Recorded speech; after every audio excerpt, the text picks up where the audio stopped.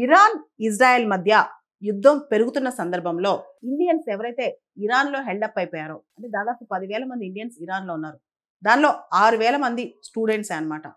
వీళ్ళని వెనక్కి తీసుకొచ్చేందుకు సేఫ్గా ఎవాక్యుయేట్ చేయించేందుకు మనం ఆపరేషన్ సింధు లాంచ్ చేసాం. అయితే ఇప్పుడు ఈ ఆపరేషన్ సింధు అనేది ఇజ్రాయెల్ కూడా ఎక్స్టెండ్ చేస్తున్నాం. అంటే ఎవరైతే ఇండియన్స్ ఇజ్రాయెల్లో ఉన్నారో వాళ్ళని కూడా ఈ ఆపరేషన్ సింధు పేరుతోనే ఎవాక్యుయేట్ చేస్తున్నాం అనమాట.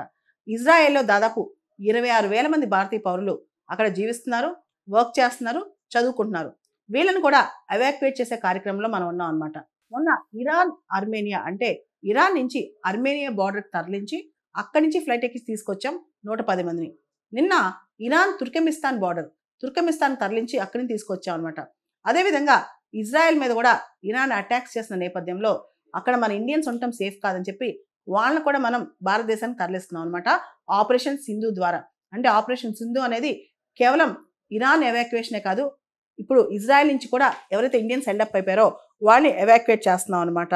వీళ్ళకి సంబంధించి ఇజ్రాయెల్ నుంచి ల్యాండ్ బార్డర్స్లో పక్కకు తీసుకొచ్చి అక్కడి నుంచి ఫ్లైట్ ఎక్కించడమా లేదా డైరెక్ట్గా ఇజ్రాయెల్ నుంచి ఇండియాకి తీసుకురావడమా దీని మీద గవర్నమెంట్ ఆలోచిస్తుందంట.